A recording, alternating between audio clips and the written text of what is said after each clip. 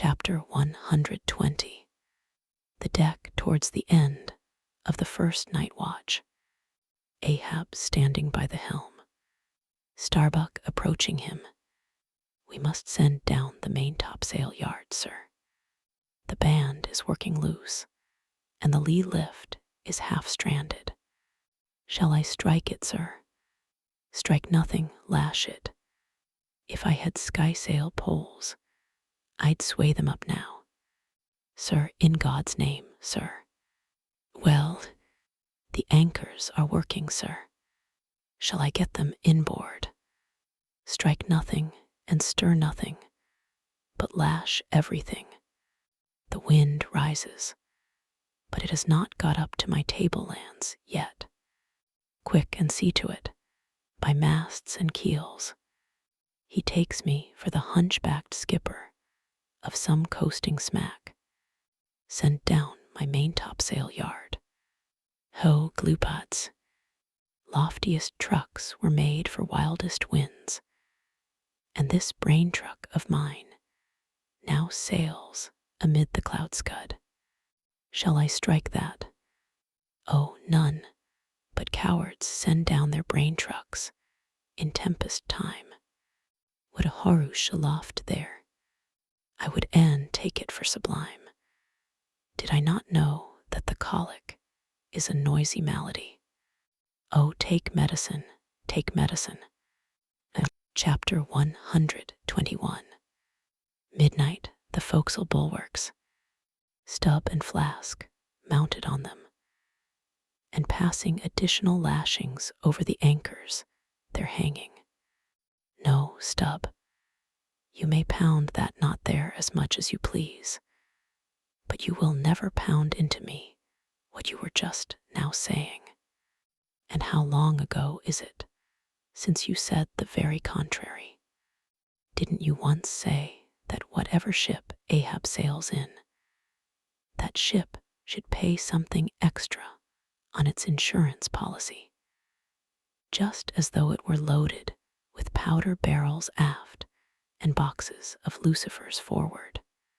Stop now, didn't you say so? Well, suppose I did. What then? I've part changed my flesh since that time. Why not my mind? Besides, supposing we are loaded with powder barrels aft and lucifers forward, how the devil could the lucifers get afire in this drenching spray here?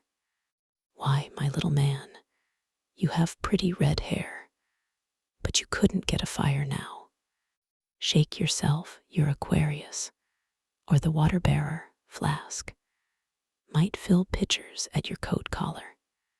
Don't you see, then, that for these extra risks, the marine insurance companies have extra guarantees?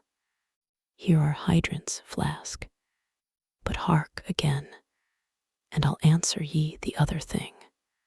First take your leg off from the crown of the anchor here, though, so I can pass the rope. Now listen.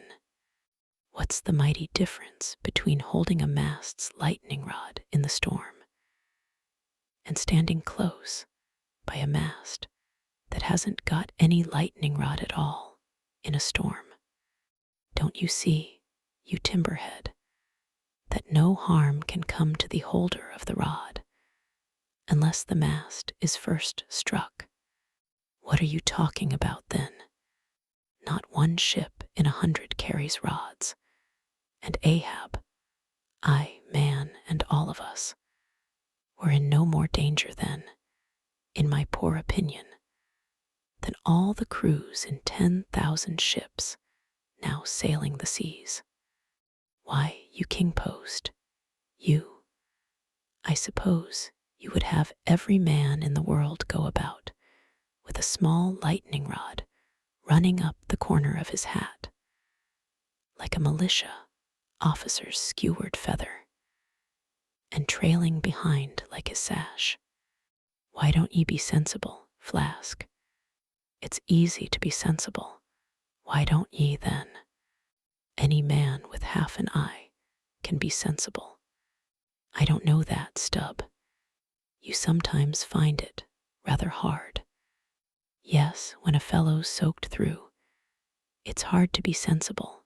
That's a fact. And I am about drenched with this spray. Never mind. Catch the turn there and pass it. Seems to me we are lashing down these anchors now, as if they were never going to be used again. Tying these 2 anchors here, Flask, seems like tying a man's hands behind him. And what big, generous hands they are, to be sure. These are your iron fists, hey? What a hold they have, too. I wonder, Flask, whether the world is anchored anywhere if she is. She swings with an uncommon long cable, though. There, hammer that knot down, and we've done. So next to touching land, lighting on deck is the most satisfactory. I say, just wring out my jacket skirts, will ye? Thank ye. They laugh at long togs so, Flask. But seems to me, a long-tailed coat ought always to be worn in all storms afloat. The tails tapering down that way serve to carry off the water, d'ye see? Same with cocked hats. The cocks form gable and eave troughs, Flask. No more monkey jackets and tarpaulins for me. I must mount a swallowtail and drive down a beaver, so.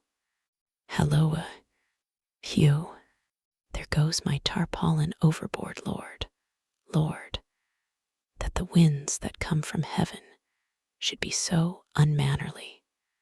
This is a nasty night, lad. Chapter 122.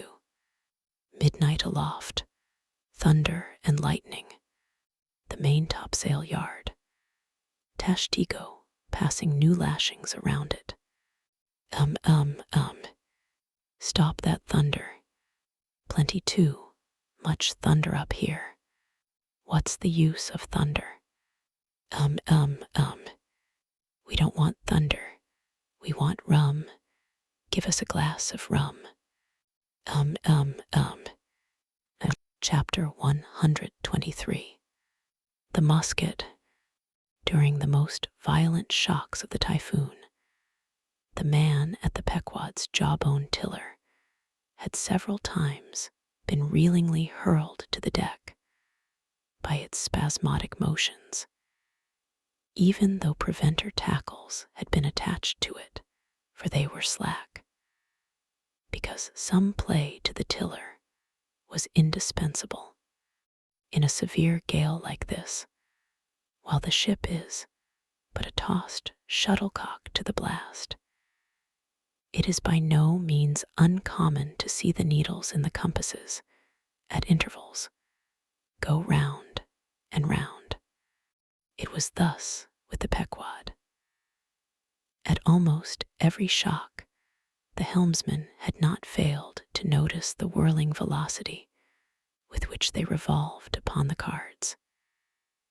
It is a sight that hardly anyone can behold without some sort of unwanted emotion.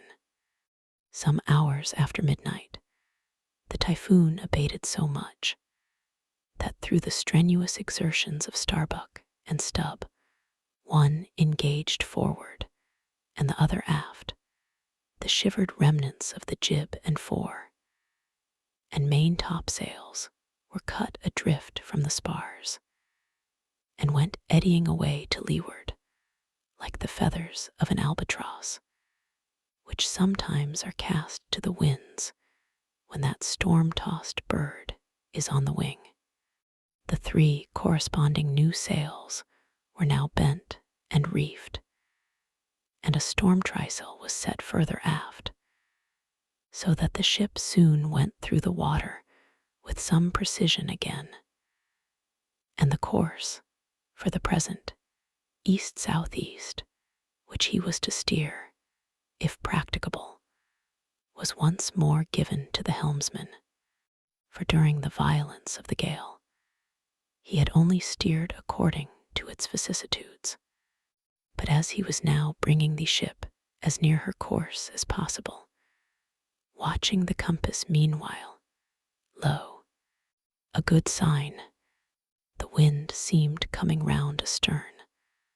Aye, the foul breeze became fair. Instantly the yards were squared to the lively song of ho, the fair wind.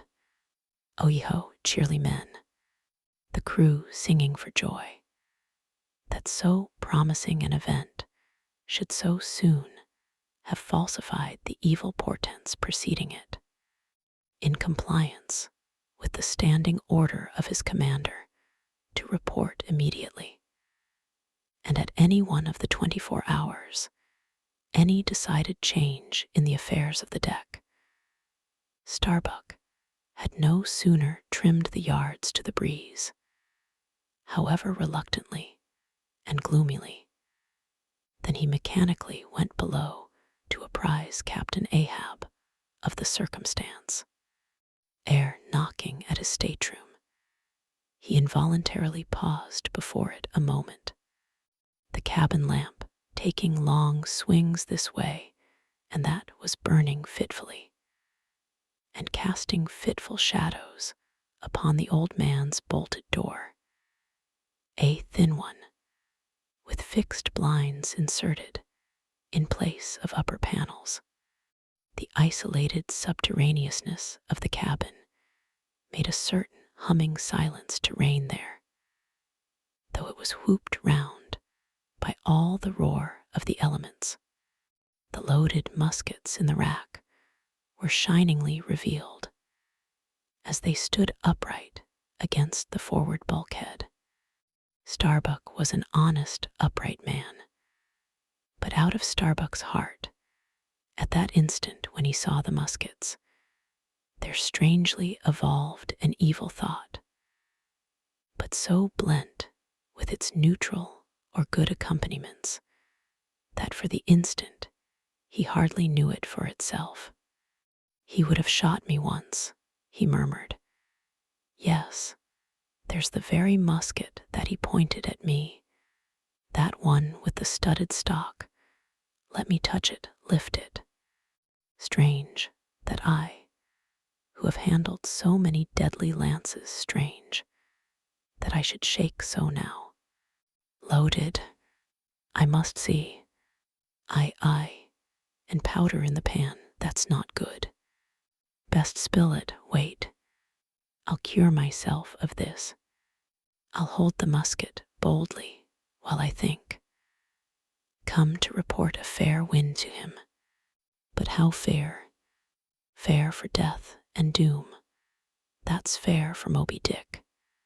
It's a fair wind that's only fair for that accursed fish. The very tube he pointed at me. The very one, this one. Hold it here. He would have killed me with the very thing I handle now. Aye, and he would fain kill all his crew. Does he not say he will not strike his spars to any gale? Has he not dashed his heavenly quadrant? And in these same perilous seas, gropes he not his way by mere dead reckoning of the error-abounding log? And in this very typhoon, did he not swear that he would have no lightning rods? But shall this crazed old man be tamely suffered to drag a whole ship's company down to doom with him? Yes, it would make him the willful murderer of 30 men and more, if this ship come to any deadly harm. And come to deadly harm, my soul swears this ship will, if Ahab have his way. If then he were this instant put aside, that crime would not be his. Oh, is he muttering in his sleep? Yes, just there, in there he's sleeping. Sleeping, aye, but still alive, and soon awake again. I can't withstand thee, then, old man. Not reasoning, not remonstrance, not entreaty wilt thou hearken to, All this thou scornest, flat obedience to thy own flat commands. This is all thou breathest. Aye, and saysty, the men have vowed thy vow. Saysty, all of us are Ahabs. Great God forbid, but is there no other way? No lawful way? Make him a prisoner to be taken home. What? Hope to wrest this old man's living power from his own living hands. Only a fool would try it. Say he were pinioned even, knotted all over with ropes and hawsers chained down to ring bolts on this cabin floor. He would be more hideous than a caged tiger then. I could not endure the sight, could not possibly fly his howlings. All comfort, sleep itself, inestimable reason would leave me on the long, intolerable voyage. What then remains? The land is hundreds of leagues away, and locked Japan the nearest. I stand alone here upon an open sea, with 2 oceans and a whole continent between me and law. So. Is heaven a murderer when its lightning strikes a would-be murderer in his bed, tindering sheets and skin together? And would I be a murderer then, if and slowly, stealthily, and half sideways looking, he placed the loaded musket's end against the door? On this level, Ahab's hammock swings within his head this way. A touch, and Starbuck may survive to hug his wife and child again. Oh, Mary, Mary, boy, boy, boy, but if I wake thee not to death, old man, who can tell to what unsounded deep Starbuck's body this day weak may sink, with all the crew? Great God, where art thou? Shall I?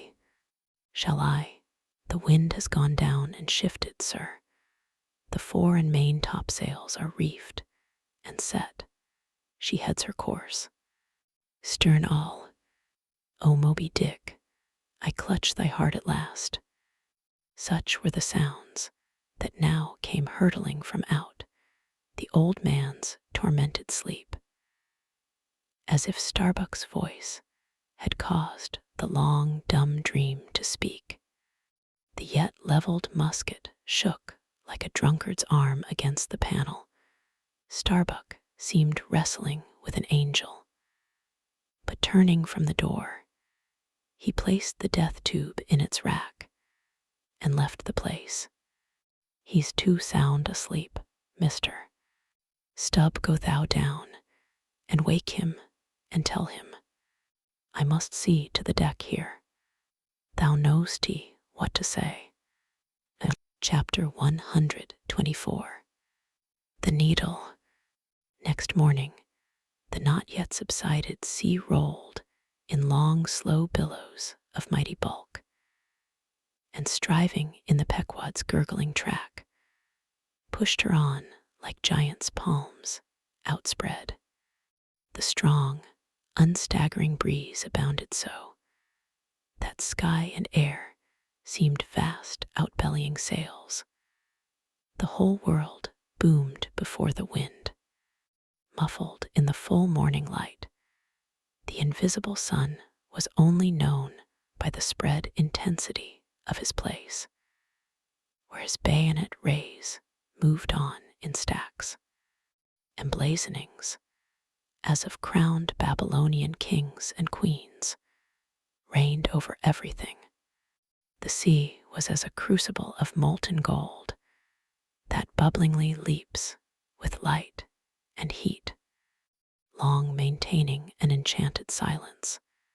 Ahab stood apart, and every time the tettering ship loweringly pitched down her bowsprit, he turned to eye the bright sun's rays produced ahead.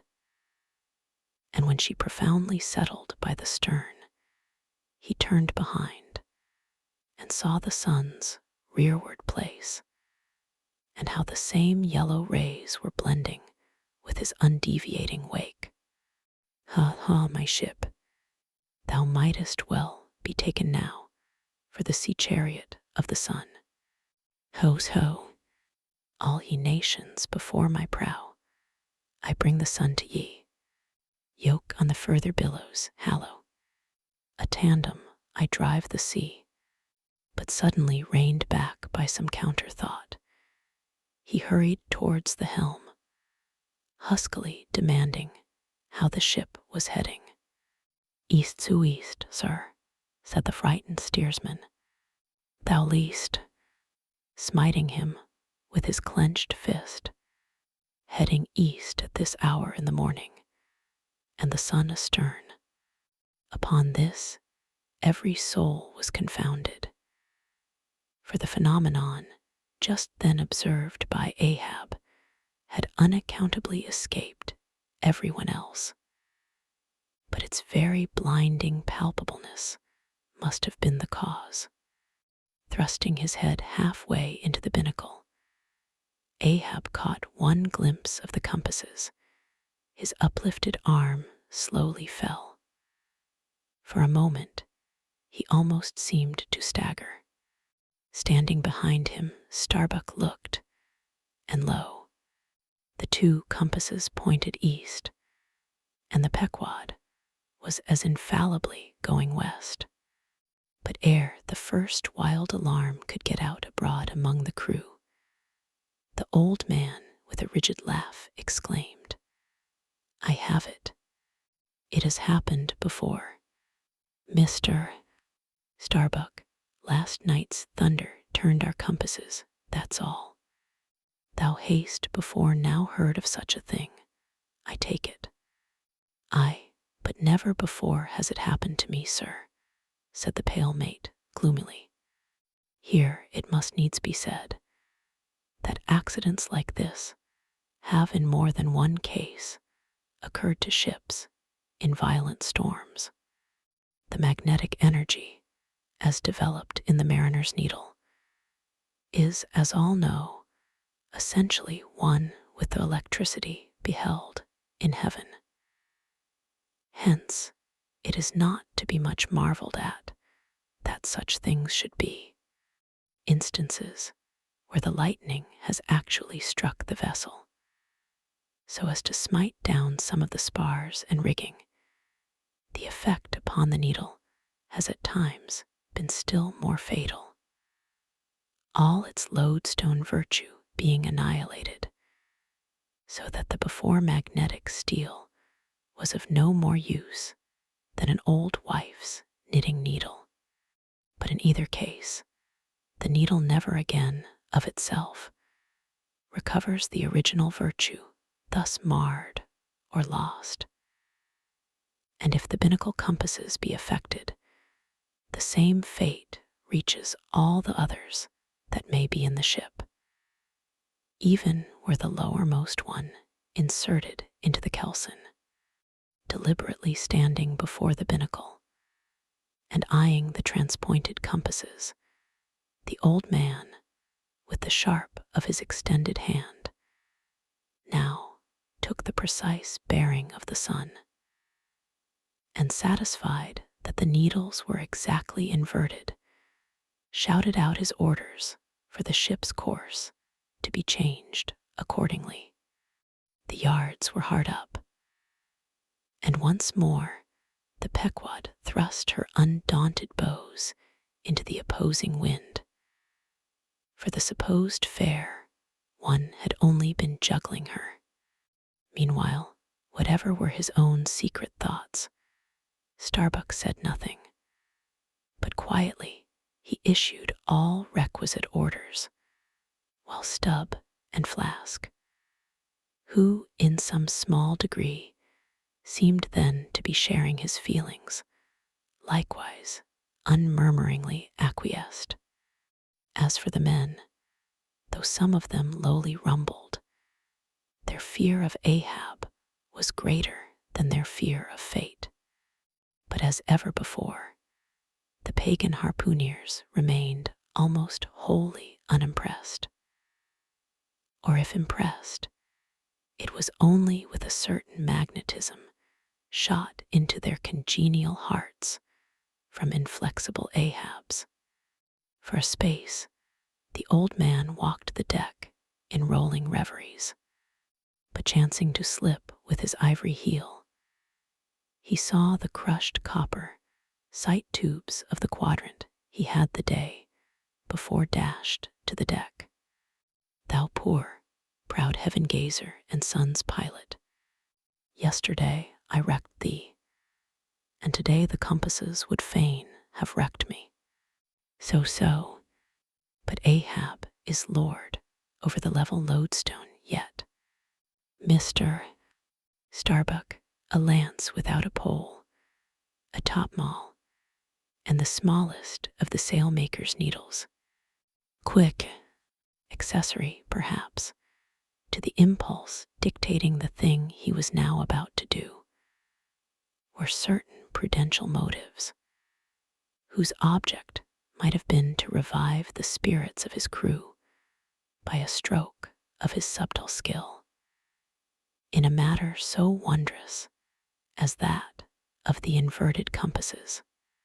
Besides, the old man well knew that to steer by transpointed needles, though clumsily practicable, was not a thing to be passed over by superstitious sailors without some shudderings and evil portents. Men, said he, steadily turning upon the crew as the mate handed him the things he had demanded. My men, the thunder turned old Ahab's needles, but out of this bit of steel Ahab can make one of his own that will point as true as any. Abashed glances of servile wonder were exchanged by the sailors as this was said, and with fascinated eyes they awaited whatever magic might follow. But Starbuck looked away. With a blow from the topmaul, Ahab knocked off the steel head of the lance, and then handing to the mate the long iron rod remaining, bade him hold it upright without its touching the deck. Then, with the maul, after repeatedly smiting the upper end of this iron rod, he placed the blunted needle endwise on the top of it, and less strongly hammered that, several times, the mate still holding the rod as before, then going through some small strange motions with it, whether indispensable to the magnetizing of the steel, or merely intended to augment the awe of the crew, is uncertain. He called for linen thread, and moving to the binnacle, slipped out the 2 reversed needles there, and horizontally suspended the sail needle by its middle over one of the compass cards. At first, the steel went round and round, quivering and vibrating at either end, but at last it settled to its place, when Ahab, who had been intently watching for this result, stepped frankly back from the binnacle, and pointing his stretched arm towards it, exclaimed, Look ye, for yourselves, if Ahab be not lord of the level lodestone. The sun is east, and that compass swears it. One after another, they peered in, for nothing but their own eyes could persuade such ignorance as theirs, and one after another they slunk away, in his fiery eyes of scorn and triumph. You then saw Ahab in all his fatal pride. Chapter 125. The Log and Line. While now the fated Pequod had been so long afloat this voyage, the log and line had but very seldom been in use, owing to a confident reliance upon other means of determining the vessel's place, some merchantmen and many whalemen, especially when cruising, wholly neglect to heave the log, though, at the same time, and frequently more for form's sake than anything else, regularly putting down upon the customary slate the course steered by the ship, as well as the presumed average rate of progression every hour. It had been thus with the Pequod. The wooden reel and angular log attached hung, long untouched, just beneath the railing of the after bulwarks. Rains and spray had damped it, sun and wind had warped it. All the elements had combined to rot a thing that hung so idly. But heedless of all this, his mood seized Ahab as he happened to glance upon the reel not many hours after the magnet scene, and he remembered how his quadrant was no more, and recalled his frantic oath about the level log and line. The ship was sailing plungingly. Astern the billows rolled in riots. Forward there, heave the log. 2 seamen came, the golden-hued Tahitian and the grisly Manxman. Take the reel, one of ye, I'll heave. They went towards the extreme stern, on the ship's lee side, where the deck, with the oblique energy of the wind, was now almost dipping into the creamy, sidelong rushing sea. The Manxman took the reel, and holding it high up by the projecting handle ends of the spindle, round which the spool of line revolved, so stood with the angular log hanging downwards, till Ahab advanced to him. Ahab stood before him, and was lightly unwinding some 30 or 40 turns to form a preliminary hand coil to toss overboard, when the old Manxman, who was intently eyeing both him and the line, made bold to speak. Sir, I mistrusted. This line looks far gone. Long heat and wet have spoiled it. 'Twill hold, old gentleman. Long heat and wet have they spoiled thee. Thou seem'st to hold, or truer perhaps, life holds thee, not thou it. I hold the spool, sir, but just as my captain says, with these grey hairs of mine 'tis not worth while disputing, specially with a superior, who'll ne'er confess. What's that? There now's a patched professor in Queen Nature's granite-founded college, but methinks he's too subservient. Where wert thou born? In the little rocky Isle of Man, sir. Excellent. Thou'st hit the world by that.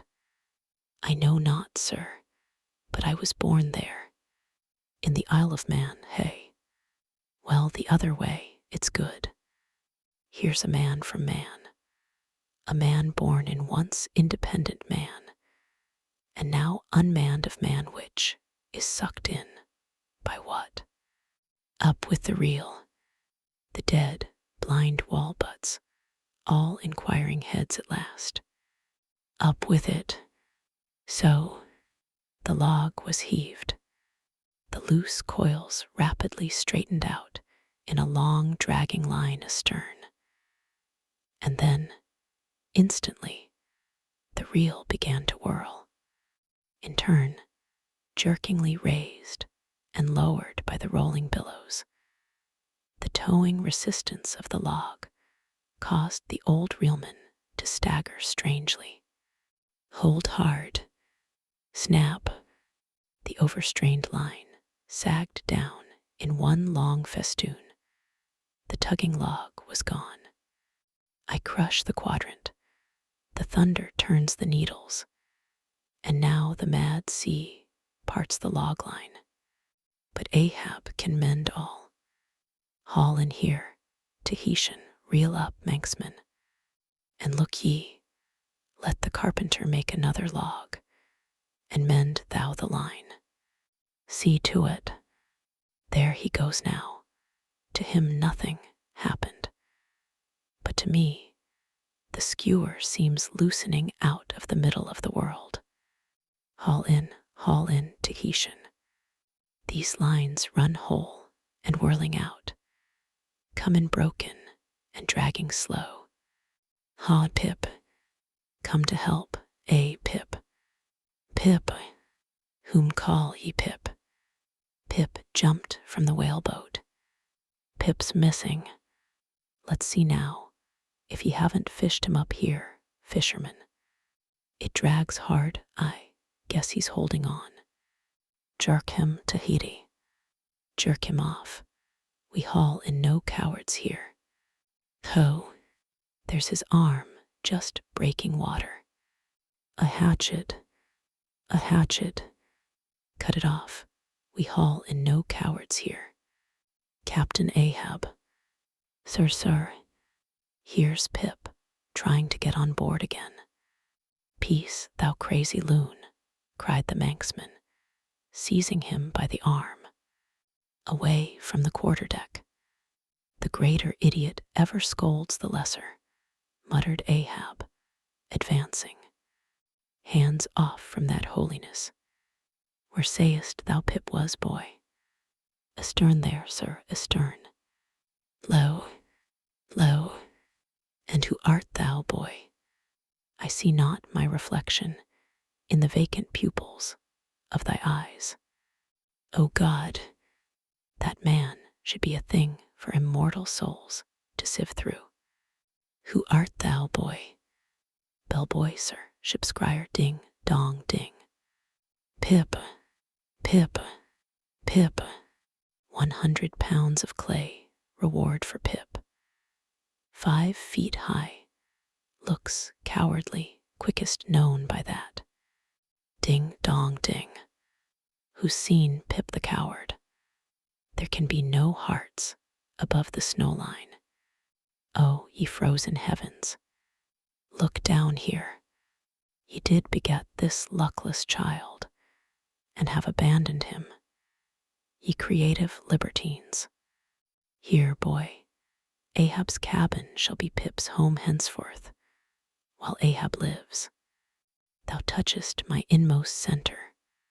Boy, thou art tied to me by cords woven of my heartstrings.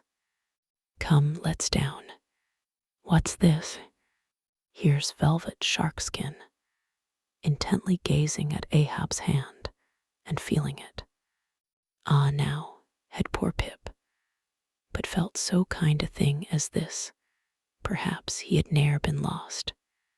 This seems to me, sir, as a man-rope, something that weak souls may hold by.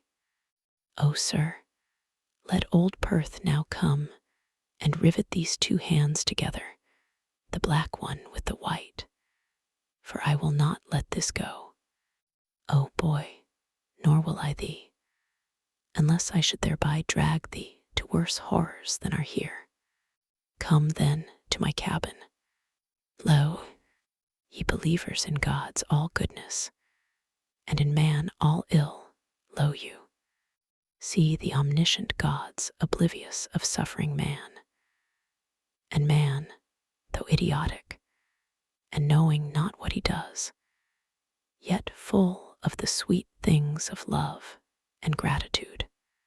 Come, I feel prouder leading thee by thy black hand than though I grasped an emperor.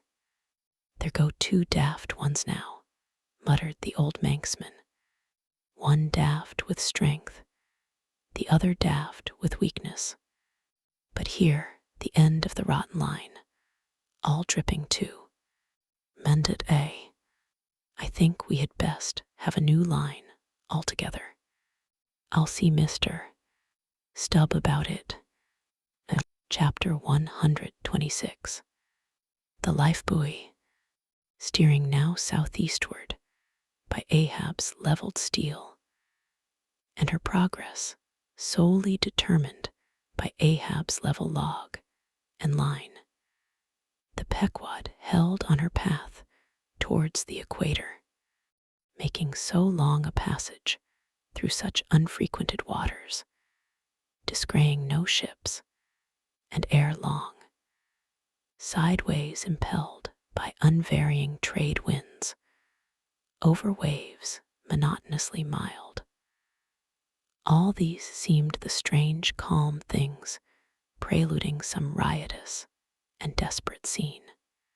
At last, when the ship drew near to the outskirts, as it were, of the equatorial fishing ground, and in the deep darkness that goes before the dawn, was sailing by a cluster of rocky islets, the watch, then headed by Flask, was startled by a cry so plaintively wild and unearthly, like half-articulated wailings of the ghosts of all Herod's murdered innocents, that one and all they started from their reveries, and for the space of some moments stood, or sat, or leaned all transfixedly listening, like the carved Roman slave, while that wild cry remained within hearing.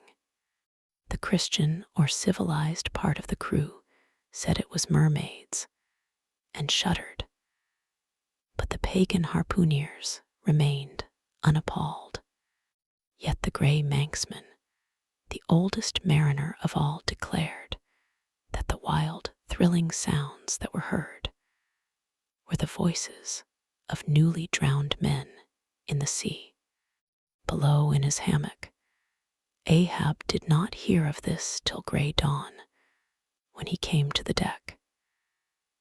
It was then recounted to him by Flask, not unaccompanied with hinted dark meanings. He hollowly laughed, and thus explained the wonder. Those rocky islands the ship had passed were the resort of great numbers of seals, and some young seals that had lost their dams, or some dams that had lost their cubs, must have risen nigh the ship, and kept company with her, crying and sobbing with their human sort of wail.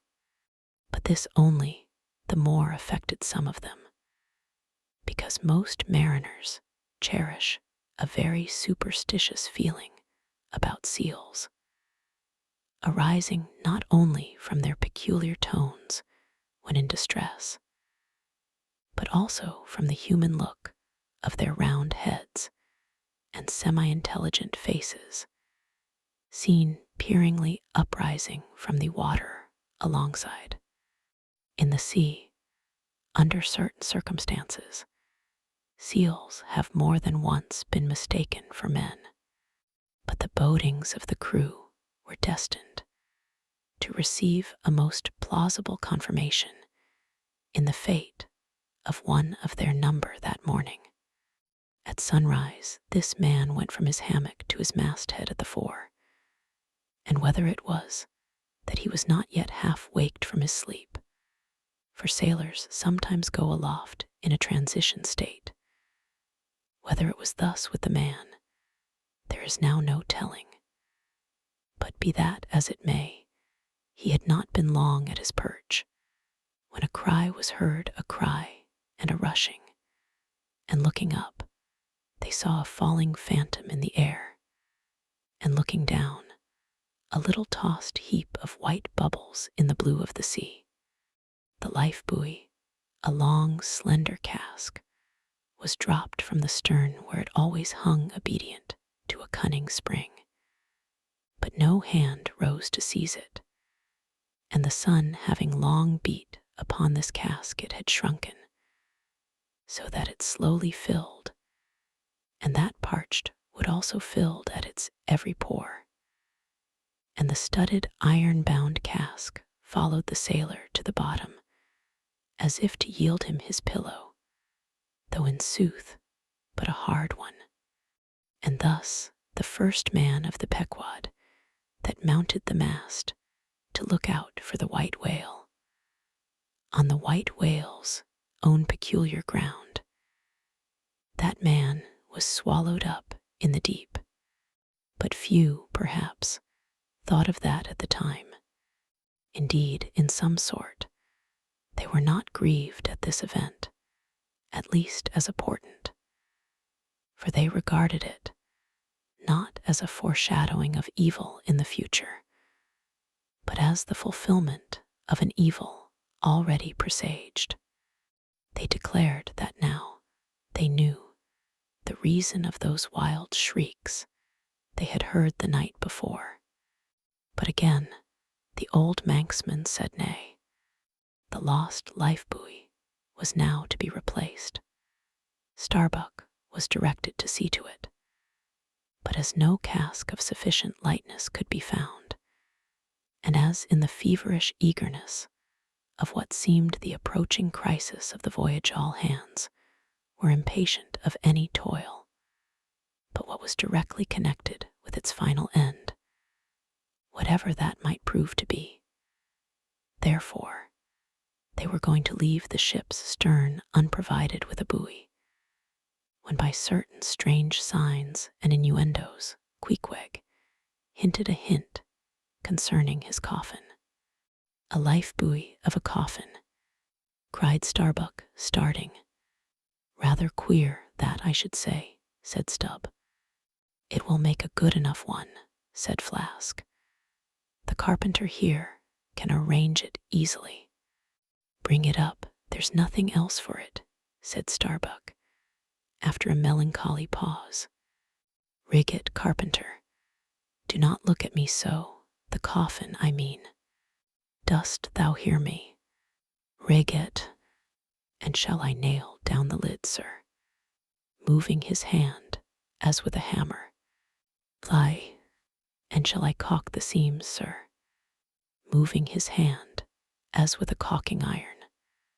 Lie. And shall I then pay over the same with pitch, sir? Moving his hand, as with a pitch pot. Away. What possesses thee to this? Make a life buoy of the coffin, and no more, Mr. Stubb, Mr. Flask, come forward with me. He goes off in a huff.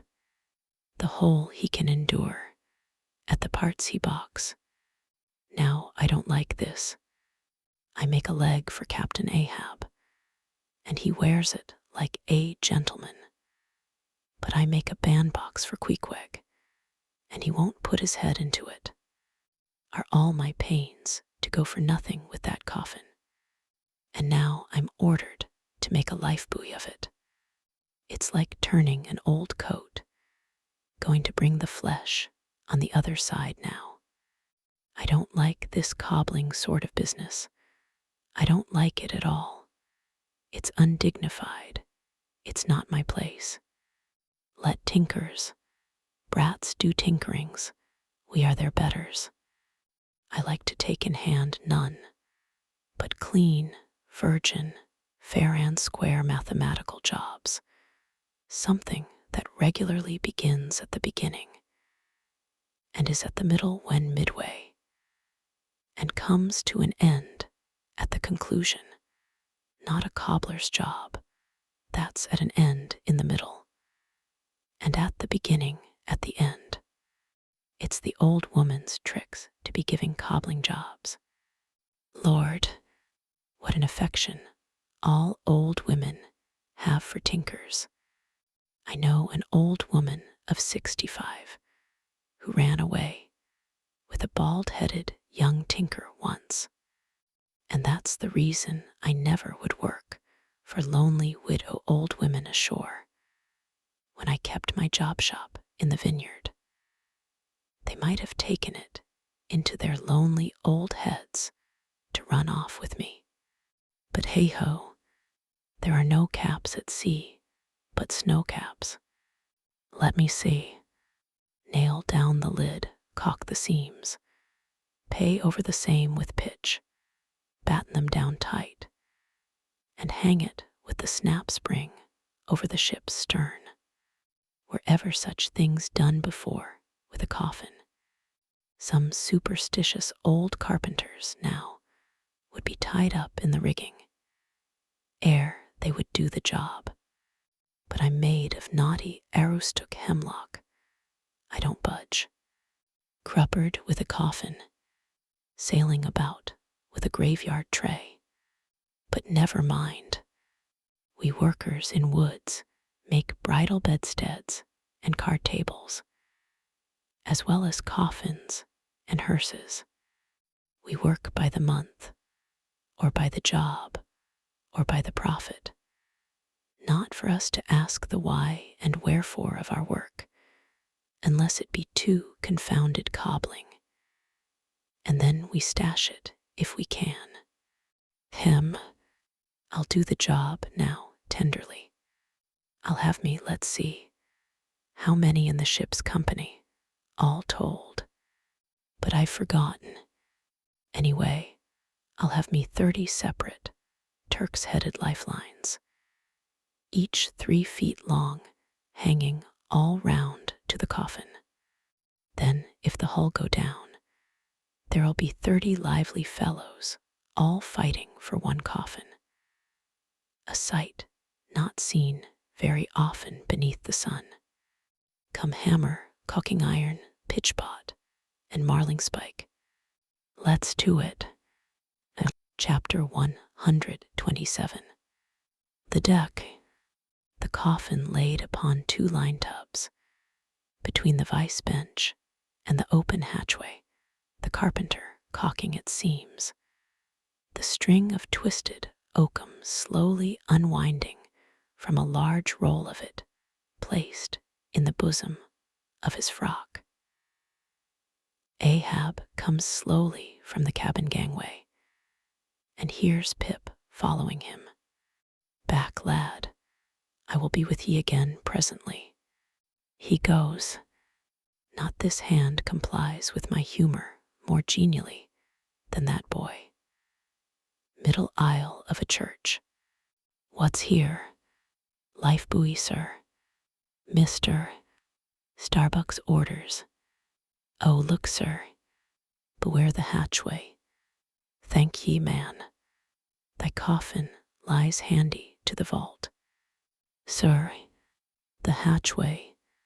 Oh, so it does, sir, so it does. Art not thou the leg maker? Look, did not this stump come from thy shop? I believe it did, sir. Does the ferrule stand, sir? Well enough. But art thou not also the undertaker? Aye, sir. I patched up this thing here as a coffin for Queequeg, but they've set me now to turning it into something else. Then tell me, art thou not an errant, all-grasping, intermeddling, monopolizing, heathenish old scamp, to be one day making legs, and the next day coffins to clap them in, and yet again life buoys out of those same coffins? Thou art as unprincipled as the gods, and as much of a jack of all trades. But I do not mean anything, sir. I do as I do. The gods again. Hark ye, dost thou not ever sing working about a coffin? The Titans, they say, hummed snatches when chipping out the craters for volcanoes. And the grave digger in the play sings, spade in hand. Dost thou never sing, sir? Do I sing? Oh, I'm indifferent enough, sir, for that. But the reason why the grave digger made music must have been because there was none in his spade, sir. But the caulking mallet is full of it. Hark to it. Aye, and that's because the lid, there's a sounding board. And what in all things makes the sounding board is this: there's naught beneath. And yet, a coffin with a body in it rings pretty much the same. Carpenter, hast thou ever helped carry a bier, and heard the coffin knock against the churchyard gate, going in? Faith, sir, Faith? What's that? Why, faith, sir. It's only a sort of exclamation like, that's all, sir. Go on. I was about to say, sir, that. Art thou a silkworm? Dost thou spin thy own shroud out of thyself? Look at thy bosom. Dispatch, and get these traps out of sight. He goes aft. That was sudden now. But squalls come sudden in hot latitudes. I've heard that the Isle of Albemarle, one of the Galapagos, is cut by the equator right in the middle.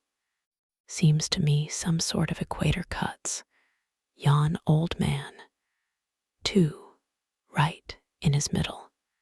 He's always under the line, fiery hot, I tell ye. He's looking this way, come, come quick. Here we go again. This wooden mallet is the cork, and I'm the professor of musical glasses. Tap, tap. Ahab to himself. There's a sight. There's a sound. The gray-headed woodpecker tapping the hollow tree. Blind and dumb, might well be envied now. See, that thing rests on 2 line tubs, full of tow lines. A most malicious wag, that fellow. Rat-tat, so man's seconds tick. Oh, how immaterial are all materials. What things real are there, but imponderable thoughts. Here now's the very dreaded symbol of grim death, by a mere hap, made the expressive sign of the help and hope of most endangered life. A life buoy of a coffin. Does it go further? Can it be that, in some spiritual sense, the coffin is, after all, but an immortality preserver? I'll think of that. But no, so far gone am I in the dark side of earth, that its other side, the theoretic bright one, seems but uncertain twilight to me. Will ye never have done, carpenter, with that accursed sound? I go below. Let me not see that thing here when I return again. Now then, Pip, we'll talk this over. I do suck most wondrous philosophies from thee. Some unknown conduits from the unknown worlds must empty into thee.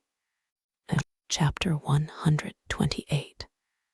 The Pequod meets the Rachel. Next day, a large ship, the Rachel, was descried, bearing directly down upon the Pequod, all her spars thickly clustering with men. At the time the Pequod was making good speed through the water.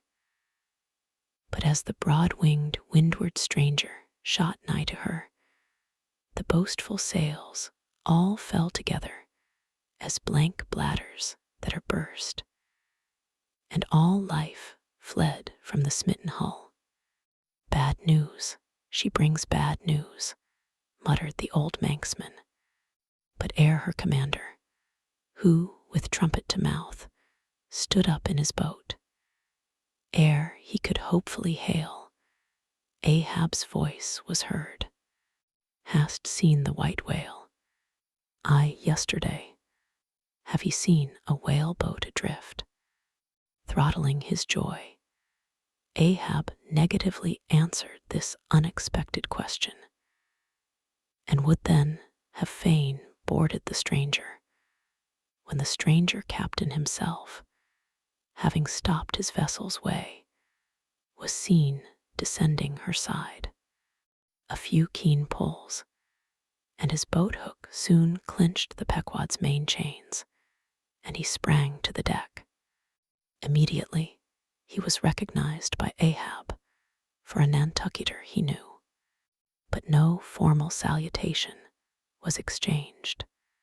Where was he? Not killed, not killed, cried Ahab, closely advancing. How was it?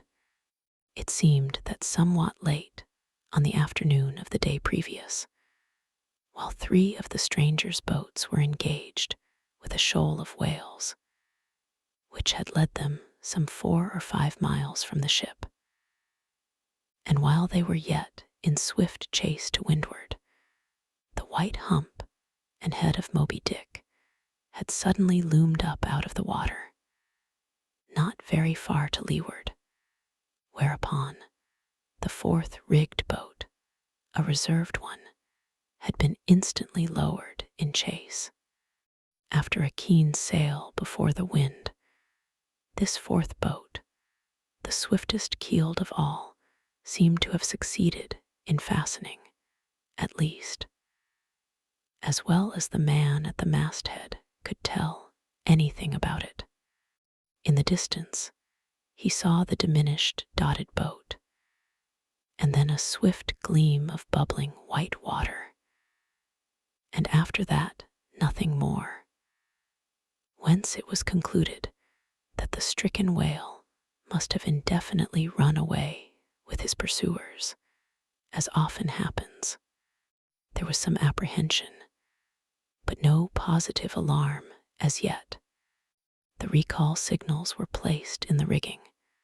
Darkness came on, and forced to pick up her 3 far to windward boats, ere going in quest of the 4th one in the precisely opposite direction.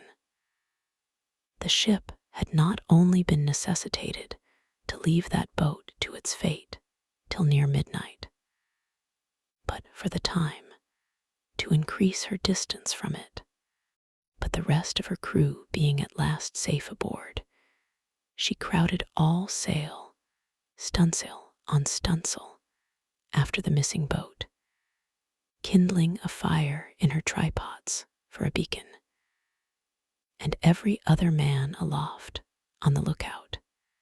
But though when she had thus sailed a sufficient distance to gain the presumed place of the absent ones when last seen, though she then paused to lower her spare boats to pull all around her, and not finding anything, had again dashed on, again paused, and lowered her boats, and though she had thus continued doing till daylight, yet not the least glimpse of the missing keel had been seen. The story told, the stranger captain immediately went on to reveal his object in boarding the Pequod. He desired that ship to unite with his own in the search, by sailing over the sea some 4 or 5 miles apart, on parallel lines, and so sweeping a double horizon, as it were. "I will wager something now," whispered Stubb to Flask, "that someone in that missing boat wore off that captain's best coat. Mayhap his watch. He's so cursed anxious to get it back. Who ever heard of 2 pious whale ships cruising after one missing whale boat in the height of the whaling season? See, Flask, only see how pale he looks, pale in the very buttons of his eyes. Look, it wasn't the coat, it must have been my boy, my own boy, is among them. For God's sake, I beg, I conjure." Here exclaimed the stranger captain to Ahab, who thus far had but icily received his petition. "For 8 and 40 hours let me charter your ship. Will gladly pay for it, and roundly pay for it, if there be no other way. For 8 and 40 hours, only that you must, oh, you must, and you shall do this thing." "His son," cried Stubb. "Oh, it's his son he's lost. I take back the coat and watch. What says Ahab? We must save that boy. He's drowned with the rest on 'em last night," said the old Manx sailor standing behind them. "I heard, all of ye heard their spirits. Now, as it shortly turned out, what made this incident of the Rachels the more melancholy was the circumstance that not only was one of the captain's sons among the number of the missing boat's crew, but among the number of the other boat's crews at the same time, but on the other hand, separated from the ship during the dark vicissitudes of the chase, there had been still another son, as that for a time the wretched father was plunged to the bottom of the cruelest perplexity, which was only solved for him by his chief mates instinctively adopting the ordinary procedure of a whale ship in such emergencies. That is, when placed between jeopardized but divided boats, always to pick up the majority first. But the captain, for some unknown constitutional reason, had refrained from mentioning all this, and not till forced to it by Ahab's iciness did he allude to his one yet missing boy, a little lad, but 12 years old, whose father, with the earnest but unmisgiving hardihood of a Nantucketer's paternal love, had thus early sought to initiate him in the perils and wonders of a vocation almost immemorially the destiny of all his race. Nor does it unfrequently occur that Nantucket captains will send a son of such tender age away from them for a protracted 3 or 4 years' voyage in some other ship than their own, so that their first knowledge of a whaleman's career shall be unenervated by any chance display of a father's natural but untimely partiality, or undue apprehensiveness and concern. Meantime, now the stranger was still beseeching his poor boon of Ahab, and Ahab still stood like an anvil, receiving every shock, but without the least quivering of his own. "I will not go," said the stranger, "till you say aye to me. Do to me as you would have me do to you in the like case. For you too have a boy, Captain Ahab, though but a child, and nestling safely at home now, a child of your old age too. Yes, yes, you relent. I see it run, men, now, and stand by to square in the yards." "Avast," cried Ahab, "touch not a rope yarn." Then, in a voice that prolongingly molded every word, "Captain Gardiner, I will not do it. Even now I lose time. Goodbye, goodbye. God bless ye, man, and may I forgive myself, but I must go. Mr. Starbuck, look at the binnacle watch, and in 3 minutes from this present instant warn off all strangers, then brace forward again, and let the ship sail as before." Hurriedly turning, with averted face, he descended into his cabin, leaving the strange captain transfixed at this unconditional and utter rejection of his so earnest suit. But starting from his enchantment, Gardiner silently hurried to the side, more fell than stepped into his boat, and returned to his ship.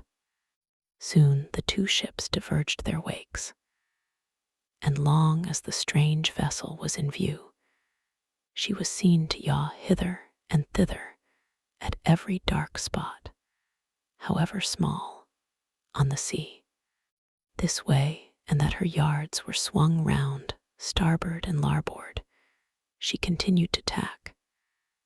Now she beat against a head sea, and again it pushed her before it, while all the while her masts and yards were thickly clustered with men, as 3 tall cherry trees, when the boys are cherrying among the boughs. But by her still halting course and winding, woeful way, you plainly saw that this ship that so wept with spray still remained without comfort. She was Rachel, weeping for her children because they were not.